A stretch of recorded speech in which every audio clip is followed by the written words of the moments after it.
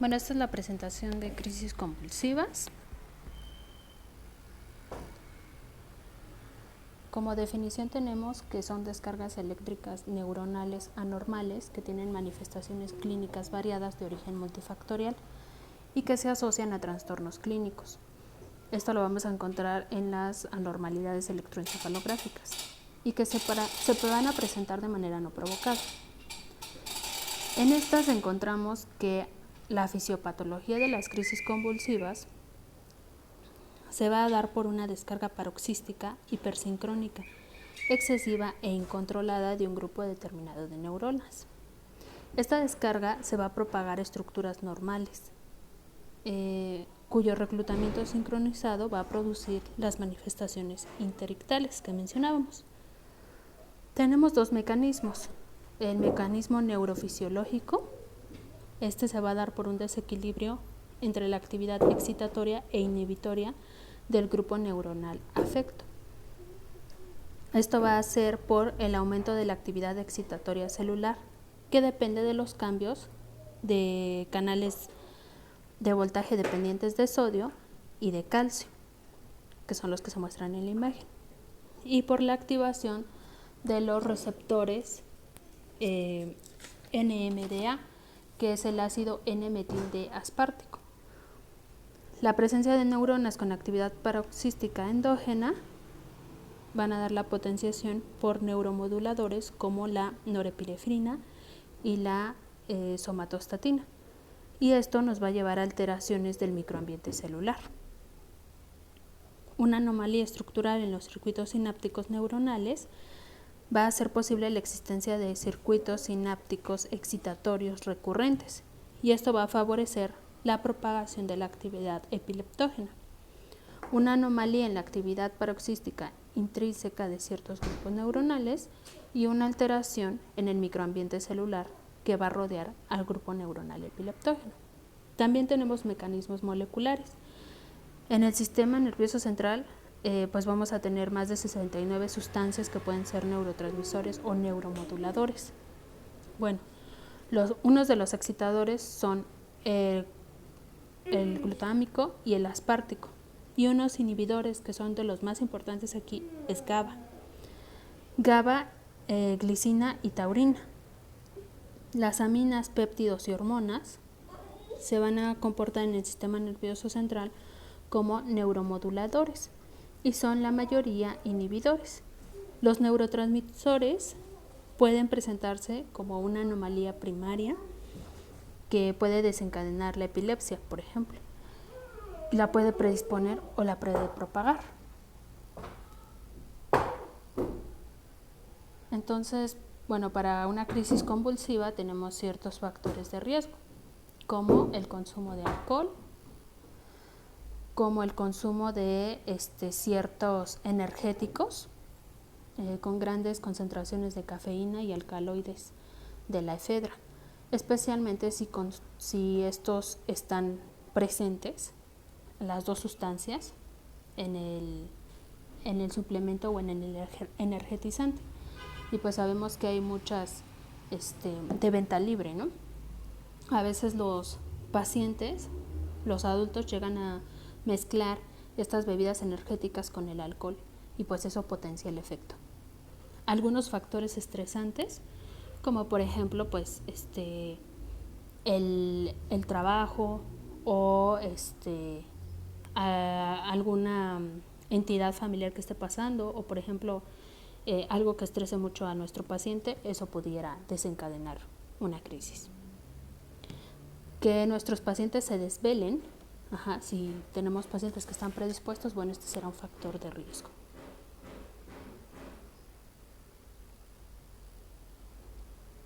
Esto es principalmente en niños. Una fiebre muy alta o prolongada que no se controle es un factor predisponente. Un estímulo luminoso intermitente, estos por ejemplo son las luces estrombóticas. Una actividad física extenuante o peligrosa, igual, eso puede ser un factor de riesgo, y como en el caso que nosotros vimos, una postraumática.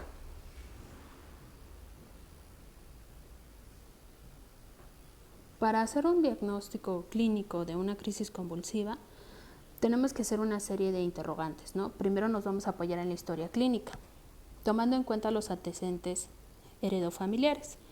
Aquí tenemos que hacer una investigación de enfermedades neurológicas familiares y también antecedentes de enfermedades epileptógenas, incluso de antecedentes en la familia, por ejemplo, de caídas, dependiendo del paciente, ¿no? De su edad. Los antecedentes personales, por ejemplo, si estamos hablando de niños, pues hay que hacer interrogantes sobre cómo fue el periodo perinatal, si hubo algún trauma obstétrico, si se tuvo una encefalopatía, hipóxico-isquémica, si hubo convulsiones neonatales. Si es, por ejemplo, un escolar, hay que preguntar sobre un preescolar o un escolar, hay que preguntar sobre el desarrollo psicomotor, cómo ha sido su evolución escolar y cómo es su vida académica. Por ejemplo, si ya estamos hablando de adultos o adolescentes, hay que preguntar si ha tenido, cómo es su consumo de alcohol, si tiene consumo de alguna toxicomanía ilegal como drogas, ¿no?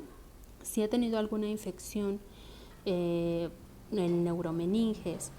En los niños también, ¿no? Si ha tenido fiebres altas, como en nuestro caso de los antecedentes personales patológicos, pues si ha tenido traumatismos craneoencefálicos. También hay que preguntar si los pacientes padecen alguna enfermedad neurológica o alguna enfermedad sistémica que los pudiera predisponer, ¿no? Como una baja de glucosa, por ejemplo, o si tiene algún tratamiento. Otra cosa importante es ver acerca del padecimiento actual.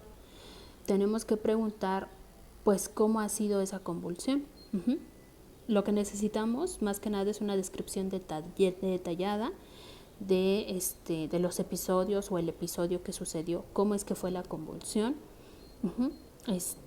cuánto duró, si hay cómo fueron estos fenómenos, si se presentó principalmente un fenómeno motor, uno autonómico, de lenguaje, si fue súbito, si el paciente observó antes algo, ¿no? Previo a esta crisis convulsiva, o qué lo pudo haber desencadenado.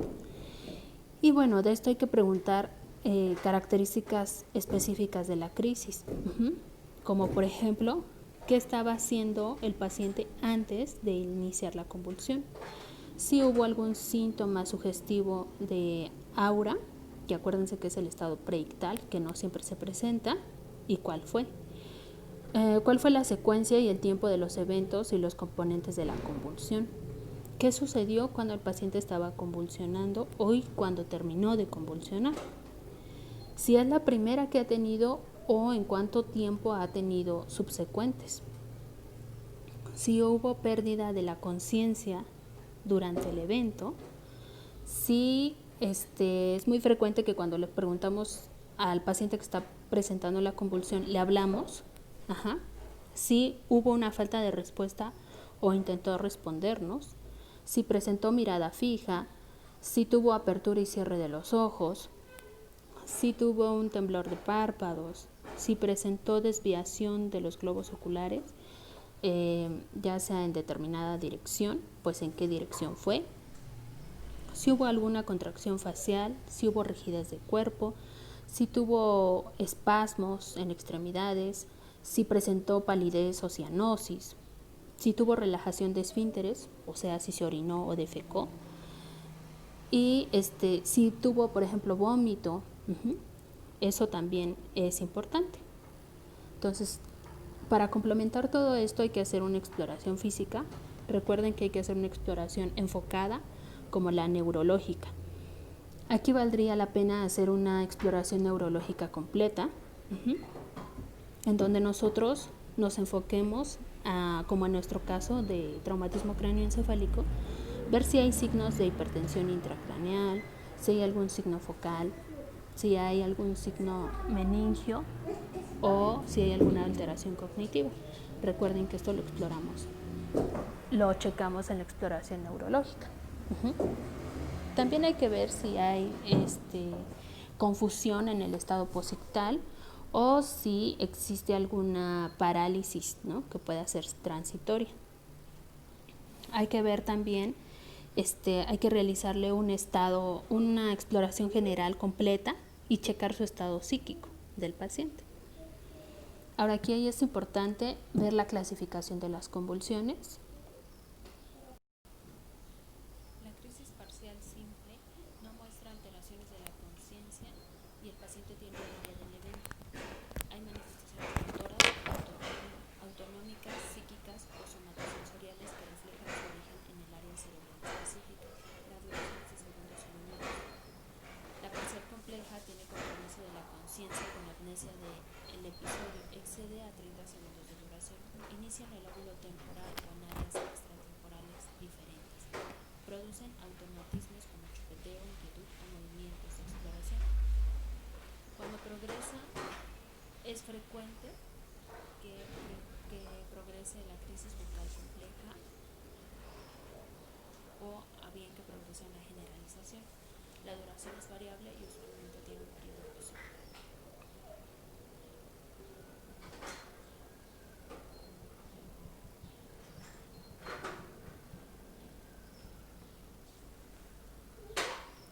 La ausencia es de corta duración con alta frecuencia durante el día. Dura menos de 20 segundos con detección de la actividad motora, alteración y recuperación abrupta de la conciencia. No tiene aura ni estado positivo. Las atónicas son la pérdida súbita y brusca del tono muscular de corta duración. Pueden tener compromiso sedentario o generalizado.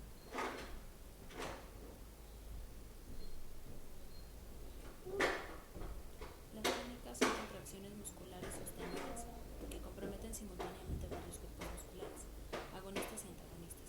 La duración es variable y puede ser simétrica o asimétrica con posturas de extensión.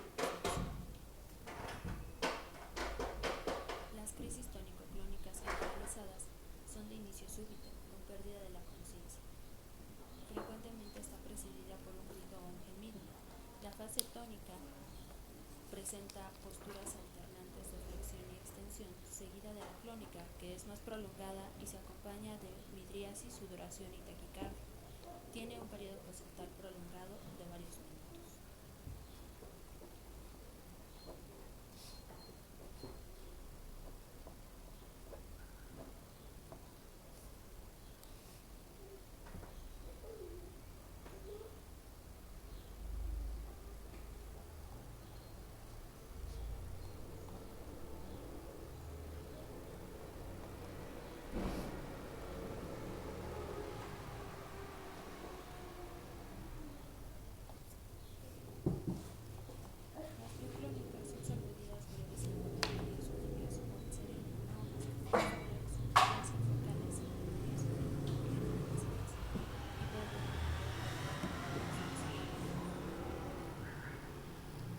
Y bueno, hay que hacer obviamente diagnósticos diferenciales con trastornos paroxísticos no epilépticos, como por ejemplo ver enfocarnos en cuáles son los factores desencadenantes, ya sea si son personales, ambientales, porque esto nos va a dirigir a problemas extraneurológicos. Bien podrían ser cardíacos, digestivos, podría ser algún problema de la audición, podría ser algún problema neurológico que no tenga que ver propiamente con la epilepsia. Para esto pues hay que hacer valoraciones generales, neurológicas para descartar cualquier crisis epiléptica y cardiológica principalmente. La psicológica suele ser opcional, pero pues también es importante tomar a nuestros pacientes como un todo. Algo muy frecuente y es que se llega a dar es, por ejemplo, confundir a la crisis de ausencia con un síncope cardíaco. Entonces aquí es muy importante la valoración cardiológica para que veamos cómo está el flujo sanguíneo, ¿no? Si no hay algún problema carotidio, por ejemplo. Entonces eso es lo que principalmente se da. Y se recomienda, les menciono otra vez, hay que hacer una exploración general, una neurológica y una cardiológica. Para lo que nosotros nos compete, bueno, es importante saber que existen exámenes de laboratorio complementarios que podemos utilizar, como por ejemplo la química sanguínea. La biometría hemática no se suele consultar. Esto dependerá, por ejemplo, para ver cómo están algunos niveles de nuestros pacientes. La química sanguínea nos brinda una glucosa sérica, nos menciona cómo están los electrolitos séricos. Entonces, a partir de aquí, nosotros podemos indagar cuál es la causa. Por decir, si mi paciente pierde mucha cantidad de sodio por una diarrea o por una deshidratación, esto nos puede llevar a una crisis convulsiva. Si mis pacientes tienen una deficiencia de glucosa o se tienen una hipoglucemia severa, puede llevar a una crisis convulsiva. Por eso es importante identificar cuál es la causa de la crisis para darle un tratamiento adecuado. Tenemos otro estudio de laboratorio que es la punción lumbar. La punción lumbar no siempre se realiza exclusivamente en los casos en los que nuestros pacientes presentan signos o síntomas sugestivos de una infección del sistema nervioso central.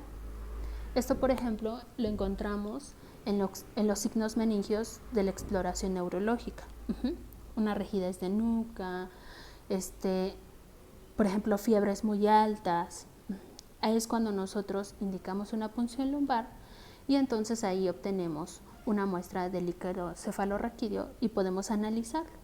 Se puede hacer un cultivo de este líquido y se verifica si no tiene el desarrollo de alguna bacteria o de algún hongo.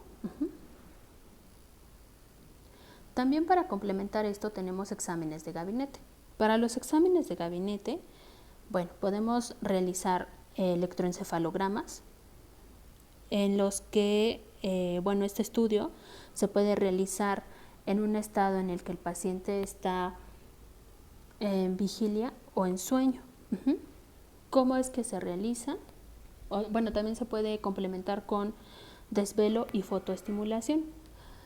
Lo que principalmente las indicaciones para este estudio, o como se le dice al paciente que tiene que venir, es desvelado.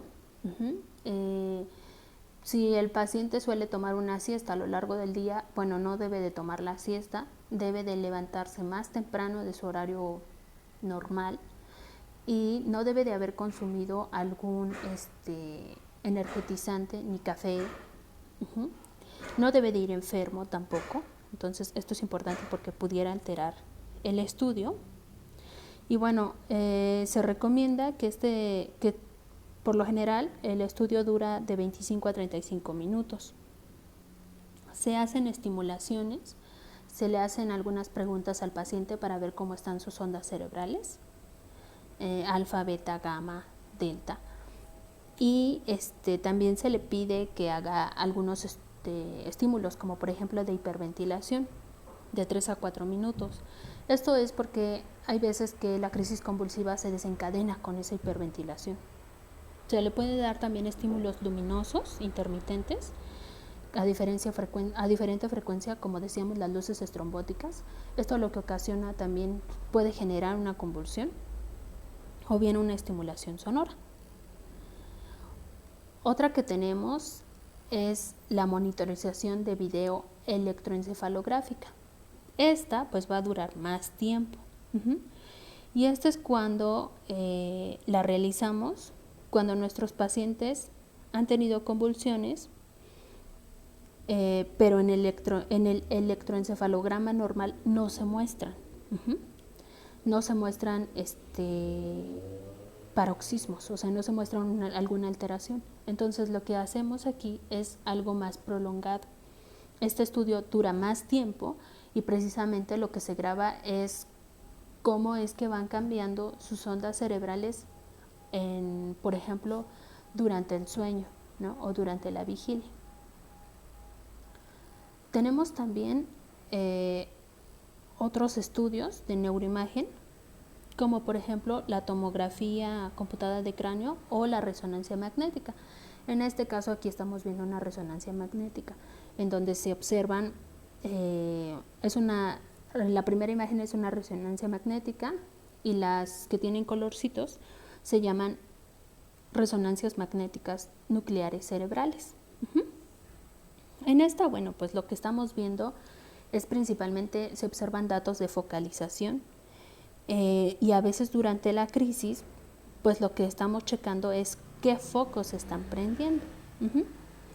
Y esta se recomienda cuando tenemos crisis, bueno, cuando el paciente tiene crisis convulsivas con datos de focalización o cuando existen crisis convulsivas que no cumplen con características clínicas clásicas. Por ejemplo, si decimos nosotros que en una determinada crisis clónica se hacen movimientos repetitivos, a lo mejor nuestro paciente en el electroencefalograma no responde a eso, o sea, no se ven o clínicamente no corresponde a estos movimientos rítmicos, ¿no? Entonces es cuando nosotros optamos por este estudio. Por ejemplo, también se pueden realizar las tomografías. Las tomografías principalmente se solicitan cuando nuestros pacientes tienen algún traumatismo de cráneo y cuando se recuperan de un estado posictal. Entonces se puede realizar la tomografía. Esto es, por ejemplo, cuando también los pacientes después de la crisis convulsiva presentan una parálisis que no es transitoria, que no se resuelve después de 30 minutos, entonces hay que solicitar esa tomografía para descartar que otra causa pudiera estar ocasionando esta crisis, ¿no? Como en nuestro caso que ya observamos. Tenemos el tratamiento farmacológico, que bueno, el tratamiento farmacológico va a ser obviamente en la fase ictal, donde se está perdiendo oxígeno, se está perdiendo energía de la célula y por lo tanto puede haber, entre más dure la convulsión, pues va a haber un daño neurológico. Entonces lo que queremos, todos los tratamientos que vamos a dar van a ser en periodo ictal durante la convulsión. Queremos que esta convulsión no siga avanzando. Entonces, ¿qué tratamientos podemos dar? Por ejemplo, está indicado el diazepam, el lorazepam. Obviamente estas dosis, si es el caso de un niño, pues se tienen que calcular. En el caso del lorazepam, se puede repetir la dosis en 5 minutos si es necesario. Si este tratamiento no funcionará, bueno, entonces podemos dar fenitoína. Es importante mencionar que estos tratamientos son intravenosos. Si la fenitoína a la dosis de 20 miligramos por kilo de peso no es efectiva, entonces se puede volver a dar fenitoína calculándola adicionalmente a 10 miligramos por kilo de peso, siempre y cuando no rebasemos los 30 miligramos por kilo. O bien podemos dar fosfenitoína. Cuando este tratamiento no nos da resultado, podemos optar por algo más fuerte, que sería el valproato de sodio y o el valproato de magnesio. El valproato de magnesio sí existe en vía rectal. Y también podemos dar otra carga de fosfenitoína. Es importante decir que solamente es un medicamento de estos tres, no los tres. Si esto no funciona, podemos dar fenobarbital. Ya aquí, cuando llegamos a este punto, ya estamos iniciando un coma barbitúrico. Quiere decir que nuestro paciente probablemente ya está entrando a un estatus epiléptico. Por lo tanto, se está poniendo más en riesgo y nosotros tenemos que parar esas crisis convulsivas. Cuando a pesar del fenobarbital no funciona, entonces ya hay que inducirlo con midazolam. Y cuando esto no funciona y las convulsiones continúan, pues entonces es necesario inducirlo a coma con propofol. E igual administrar, aquí se tiene que intubar al paciente y entonces ya hay que estar administrando fenobarbital. Esto es importante porque tenemos nosotros que encontrar la causa de la crisis convulsiva. Obviamente todo esto lo vamos a hacer como en nuestro caso. Vamos a estar solicitando la interconsulta del grupo de neurólogos y neurocirujanos si fuera necesario, de psiquiatría si fuera necesario, de cardiología si fuera necesario. Hay que dar vigilancia y seguimiento a todos estos casos y, como ya lo habíamos mencionado en clase, checar cuáles son los datos de alarma con nuestros pacientes. Eso sería todo. Gracias.